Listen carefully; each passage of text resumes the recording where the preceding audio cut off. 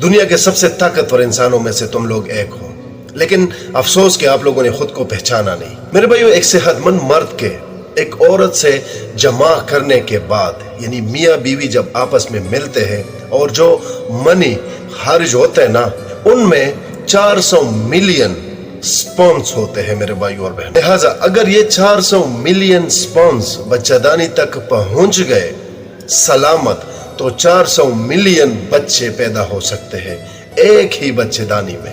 लिहाजा ये 400 million sperms जब खारिज हो जाते हैं ना, तो ये पागलों की तरह एक औरत की बच्चेदानी की तरफ दौड़ने लगते हैं, भागते, एक रेस लग जाती है इनकी। और इस दौड़ के दौरान 300 या 400 स्पर्म्स ही बच जाते हैं। और इन 300-400 में से जो स्पर्म बचे हुए ना, इनमें से भी कुछ थकन की वजह से उधर ही हार मान लेते, खत्म हो जाते हैं। सिर्फ एक स्पर्मिया ऐसा होता है ना, जो बहुत ही मजबूत और ताकतवर होता है, जो वीजा में दाखिल होकर फ्रंटिलाइज हो जाता है मेरे भाइयों, यानी बच्चा पैदा होना शुरू हो जाता है। क्या आप जानते हैं कि वो खुशनसीब फातेह और मजबूत तरीन स्पर्मिया कौन है? वो खुशनसीब स्पर्मिया आप हो मेरे भाई, और हम सब हैं।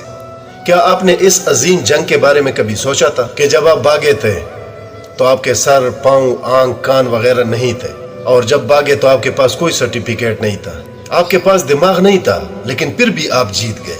जब आप भागे थे उस टाइम किसी ने आपकी मदद नहीं की थी, लेकिन उस रेस में आपने जीत हासिल कर ली, क्योंकि आपके वजदान में सिर्फ एक मंजिल थी और अपनी ताकत से आप उस मंजिल तक पहुंच गए। आपके साथ कई बच्चे खत्म हो गए, चले गए, लेकिन आप 9 महीने तक अपने माँ के पेट में रहे।